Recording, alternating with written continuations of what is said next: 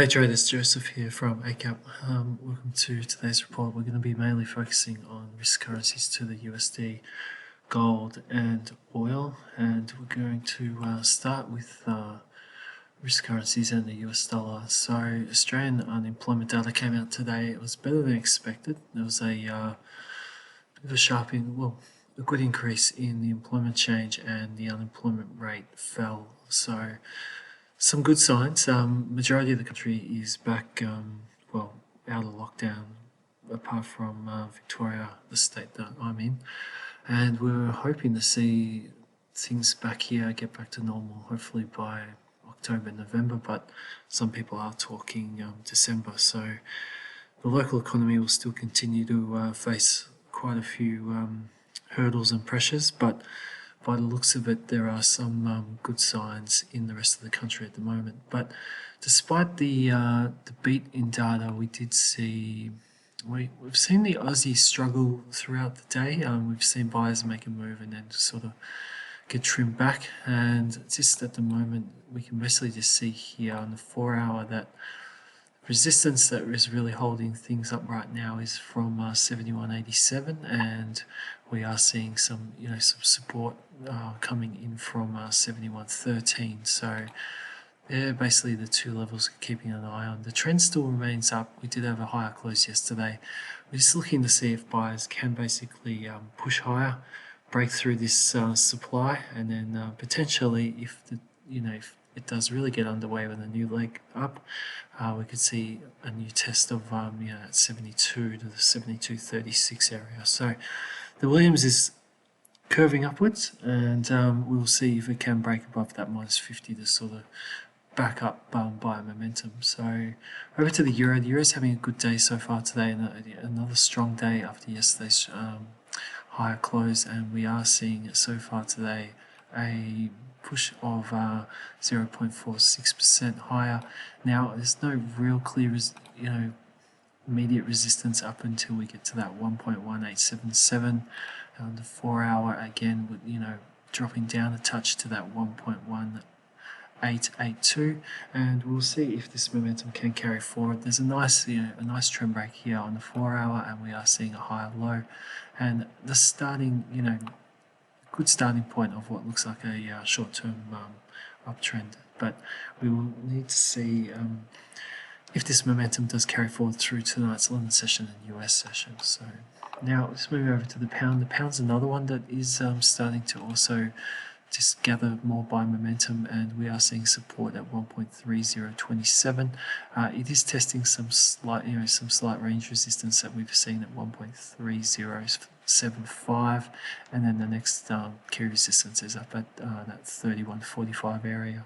So not as clean as we saw on the EURUSD, but we are seeing a good support base that's feeding this move higher, and we are starting to test that upper trend line. That is a descending triangle pattern. So if we did see a nice extension higher and a break of that pattern, it could signal that there is a new short-term trend underway. So we will, like with the other two, we'll continue to keep an eye on this as things progress into tonight's London and New York session. Now the dollar CAD has continues to put up a bit of a fight. We did see a fair bit of selling yesterday on the US dollar after a rally was knocked back, and this for now the dollar CAD is really just sitting at some of these lows, and we will just see if oil does get going tonight and the dollar still does see a fair bit of selling. If we do break this low that we put in here today, and then if we could potentially see a new move down to test sort of those lows just around here at 32.02, and if we saw a break of that, then we'd be looking possibility for a move down to possibly test that 31.36, and if momentum was really going, then we'd look for maybe 30.73. But for now, more direction needs to be coming to the market, and sellers need to get a handle on it, because at the moment there is a fair bit of pushing and shoving between both sides. Now gold at the moment, we are seeing continue fight back today. Price did trade as much as 1.2 4% higher, and we did see 1941 reached at the moment. We're just sort of trading around at 1932. There's a little bit of congestion on the 4-hour chart.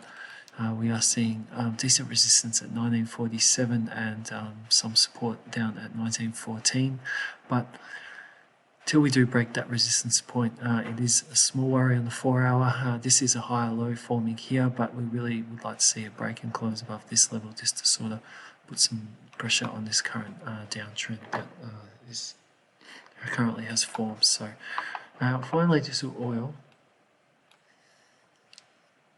Oil is slightly weaker on the current 4-hour bar, but we did see last night is the first time in a while, well, first time in a long while, that we saw price basically close above 42.40, and that's quite a good sign. So while price remains above that 42.36 to 40 point, we are looking to see if this new momentum on yesterday's higher close can basically start something, and if we're going to see a breakout. But we continue to see resistance and ready sellers from 43 to 43.10, and then up again at this final high at 43.61. So while that is a good sign, we want to see a little bit more follow through just to sort of suggest or prove that we are breaking out of this consolidation that we've seen holding price for a fair period of time. But that is a good first starting point at the moment. So now just finally we'll just go to the ASX.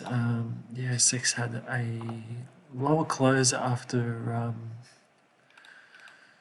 some good jobs data. Now there was a fair bit of selling in utilities and a couple of other sectors, so not sure what got into that. But while that resistance point holds here, would be just a bit of wait and see with the ASX at the moment. So that's 61.83, and we will see if there's further good leads tonight from the US markets. But that was a small surprise seeing that drop today of 1.32%. So now we don't have so there's no real key news out tonight, but something that is worth keeping an eye on is US unemployment claims that are coming out at 10:30 p.m. Australian Eastern Standard Time. So until tomorrow, enjoy the rest of your trading day, and thanks very much for listening and watching, and bye for now.